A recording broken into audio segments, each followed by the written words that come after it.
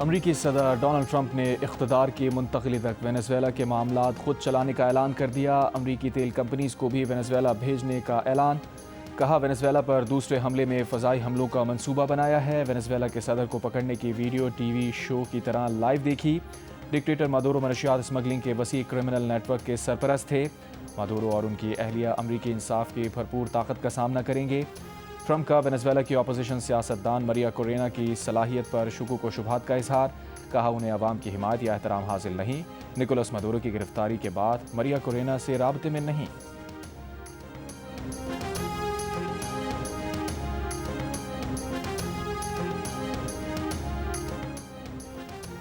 Chairman U S joint chiefs of staff نے بتایا ہے کہ وینزویلا میں آپریشن میں 150 سے زائد بمبار فائٹر طیاروں نے حصہ لیا۔ 20 مختلف بری اور بحری اڈوں سے طیارہ روانہ کیے۔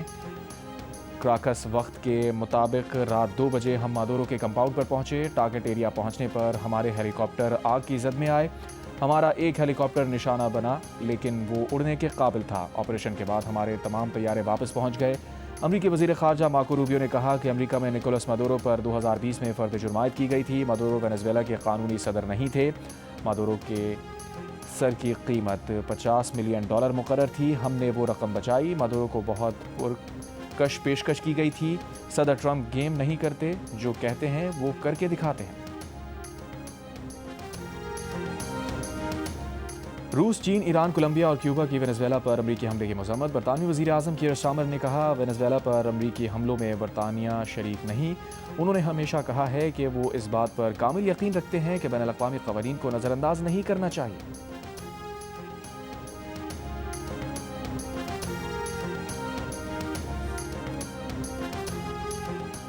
فرانسیسی صدر نے کہا ہے کہ وینزویلا میں اقتدار کی منتقلی پرامن اور جمہوری ہونی چاہتے ہیں۔ اپوزیشن رہنما ایڈمنڈو گونزالیز جلد از جلد عبوری عمل کی قیادت سنبھالے۔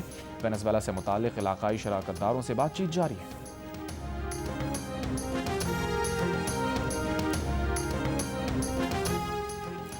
رکن قومی اسمبلی علی موسیٰ گیلانی نے کہا ہے کہ امریکہ نے دنیا کے سب سے بڑے تیل ذخائر پر کنٹرول حاصل کر لیا۔ ٹرمپ نے کہا اب وینزویلا امریکہ چلائے گا اور امریکی تیل کمپنیز وہاں تیل نکالیں گی۔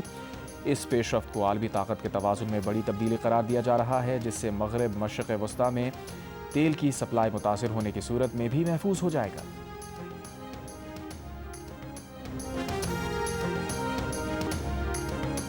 غیر سرکاری تنظیم دوربین کے تحت چلنے والے government elementary college of education نے بی ایڈ سے فارغ التحصیل ہونے والے 32 اساتذہ میں ڈگریاں تقسیم کیں۔ تقسیم اسناد کی تقریب سے خطاب کرتے ہوئے chief justice Sindh high court justice Zafar Ahmed Rajput نے کہا معیاری اور تربیت یافتہ اساتذہ ہی تعلیمی نظام میں جدت لا سکتے ہیں۔ سی ای او دوربین سلمہ عالم کا کہنا تھا کہ ان کے تربیت یافتہ متعدد اساتذہ اس وقت بچوں کو پڑھا رہے ہیں۔ سماجی کارکن شہزاد رائے نے بتایا 2026 میں دوربین کے تحت ٹیچرز ٹریننگ پروگرام شروع کیا جائے گا۔ لاہور ہائی کورٹ میں کائٹ فلائٹ آرڈیننس اور ڈی سی کی بسنت کی اجازت کے نوٹیفیکیشن کے خلاف درخواست 5 جنوری کو سماعت کے لیے مقرر۔ پتوکی کی مدینہ کالونی میں پتنگے اور دھاتی ڈور بنانے والے کارخانے پر پولیس کا چھاپا۔ 1000 سے زائد پتنگیں، 5000 سے زائد پتنگوں کا مٹیریل اور دھاتی ڈور کی 120 چرخیاں برآمد۔ کارخانے کے 2 مالکان گرفتار، مقدمہ درج۔ محکمہ تعلیم Khyber Pakhtunkhwa inter district games میں کھلاڑیوں کے حفاظتی انتظامات پر سوال کھڑا ہو گیا۔ ہائی جمپ ایتھلیٹ زمین پر گر کر شدید زخمی ہو گیا۔ واقعہ منظر عام پر آنے کے بعد مشیر کھیل خیبر پختونخوا تاج محمد ترن کا نوٹس۔ مشیر کھیل نے واقعے کی تحقیقات کا حکم دے دیا۔ تاج محمد کا کہنا تھا کہ زخمی ایتھلیٹ کے علاج کے تمام اخراجات صوبائی حکومت برداشت کرے گی۔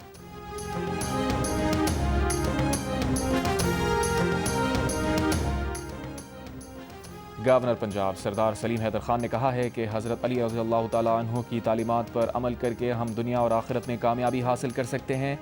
جشن ولادت حضرت علی رضی اللہ تعالیٰ عنہ کے موقع پر راولپنڈی میں ہونے والی تقریب میں گورنر پنجاب اور وزیر اعظم آزاد کشمیر فیصل ممتاز راٹھور سمیت پیپلز پارٹی کے رہنماؤں نے شرکت کی۔ ملکی سلامتی ترقی کے لیے خصوصی دعا کی۔ گورنر سندھ کامران خان ٹیسوری کی اہل خانہ کے ہمراہ اسلام آباد میں ایران کے سفارت خانے آمد۔ ایران کے سفیر رضا امیر مقدم نے گورنر سندھ کو اہل خانہ کے ہمراہ ظہرانے کی دعوت دی تھی۔ گورنر سندھ کا کہنا تھا کہ پاک ایران 2 طرفہ تعلقات کئی دہائیوں پر محیط ہیں، جو وقت کے ساتھ ساتھ مزید مستحکم ہو رہے ہیں۔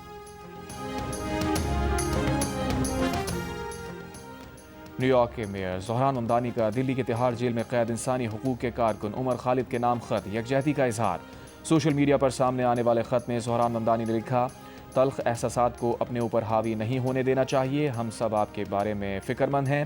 بھارتی حکمراں جماعت بی جے پی نے زہران ممدانی کے خط کو داخلی معاملات میں مداخلت قرار دیتے ہوئے کہا ہے کہ ایسی کسی کوشش کو برداشت نہیں کیا جائے گا۔ امریکہ کے دیگر 8 ارکان کانگریس بھی عمر خالد کے حق میں بھارتی سفیر کو خط لکھ چکے ہیں، جس میں عمر خالد کی ضمانت پر رہائی اور شفاف ٹرائل کا مطالبہ کیا گیا ہے۔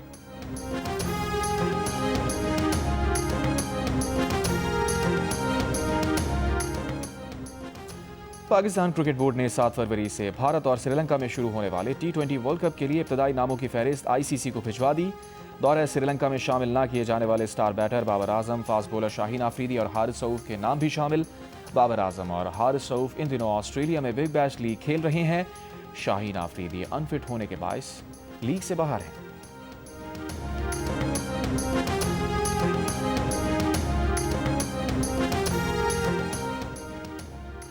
پاکستان میں پہلی بار پروفیشنل اسکواش ایسوسی ایشن کی گولڈ چیمپئن شپ کا انعقاد کراچی میں ہونے والے اس ایونٹ کی انعامی رقم $2,43,000 پر مشتمل ہے۔